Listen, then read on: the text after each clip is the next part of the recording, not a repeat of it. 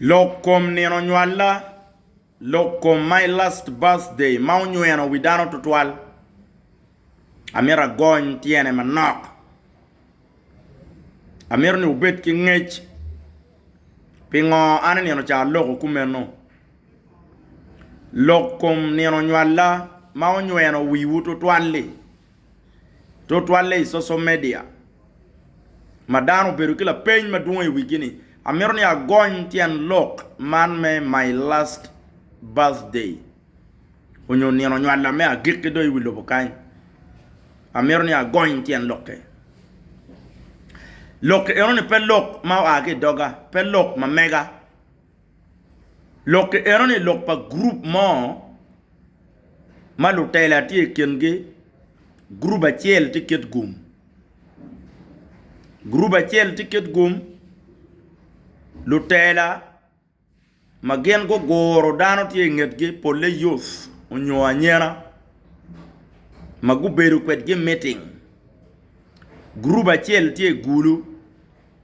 Lutela bene. Magu goro anyera ngetge. Gu beru ke meeting. E senior quarters. Gulu. Groups are on a wing. Get ye ka coordinating. Ikenge. Donc lok man ni birthday ma geke pa boss meke.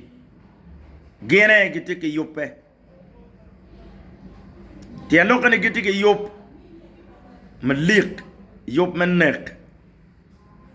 Yanto luor gite ni. La dit lobo tie ka teach ke boss make directly. Luor gite ni la dit lobo o kero security roinget boss make. Wero mission gi chopone no pe yot twal. Tento i agenda gi mission gi according to meeting gi mission gi must be accomplished. So anda mero wajibodu ni li eno ni eno wero ana kar ya mcha wocho ni my last birthday nyoni eno nyala me agiki wilobo. That is according to them. Do amero wocho lwak me ya choli ni an atie daro mo ma chwinye tek wilobo kai an atie yu atie kinu pangang upangang pa choli an atie kingi. Lok meng pa jomone eno ni wek geno mede kwede eno gubi very surprised, so surprised ni jomu kenne umaro wek lobo before an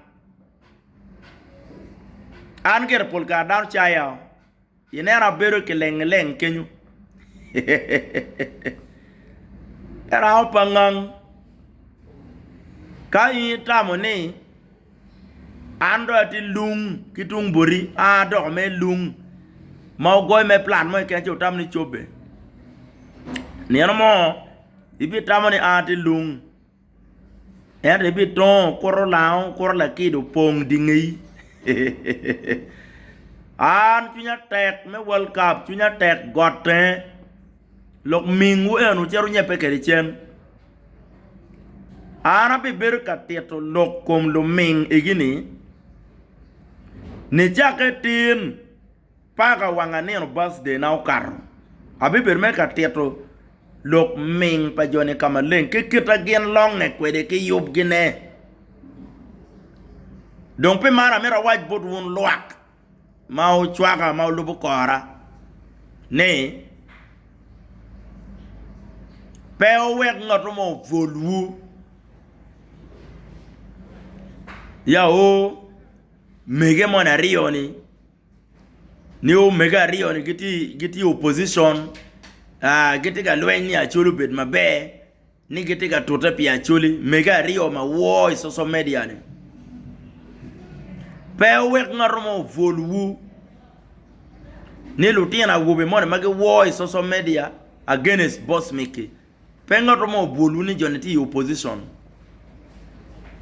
Johnny en ludiro ma ana luo gini lu diru nani en lu diru wa me NRM mala dirlo wa mi ruwa ticket gi ka chelli en gen lu diru egini gina ye gi facilitating megeni me biono ka nyueno wi acholi social media en gen lu direni mabe umira luo gini lu diru nani en gina ye bene ge kwanyu chente ge miyo ki bulu egini wen wek bulu ni gu bed merka wo social media dano tamni boss mektik lu monene ma bulu konen gen lu diru ni gene lu monene directly kumiri chawa ni kunero anati mobilization ma tek so no genero ni an atika dugu too popular merke non lu tiara wo mu bangani ki facilitating gen we go ngol tiara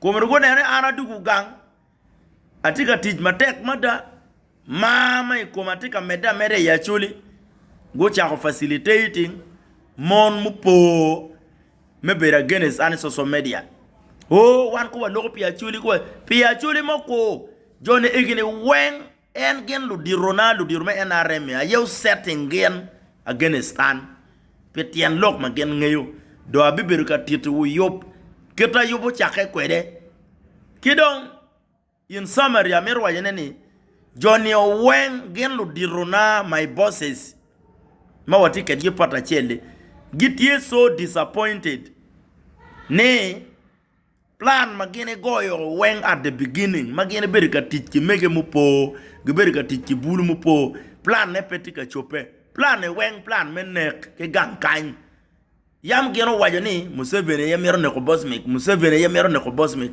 komere chane dong Museveni da ko kero security engat an me gengo plan gi maraj magiti kere koma pian wan giwa ika chokewa imokwa ki yewa loktieni igamente manyen madiga maja bienoni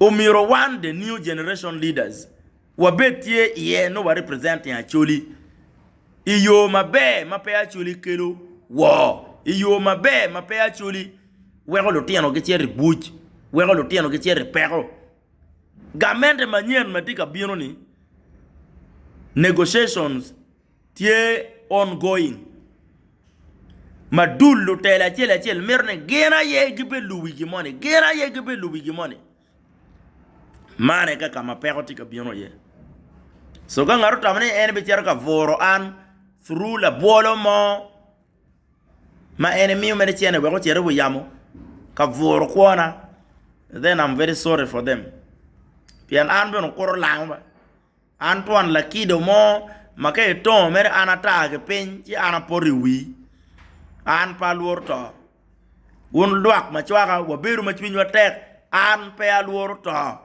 lok manu mira lok pi achuli a lok wen mong manu mira tuji pi achuli a tuju wen tut mo point yana chuli a tuju mologo wa dong ke chang wang bo ke ken ngato pe bo an lokato meng pe ke nyebi now be gake logo miyo ke kan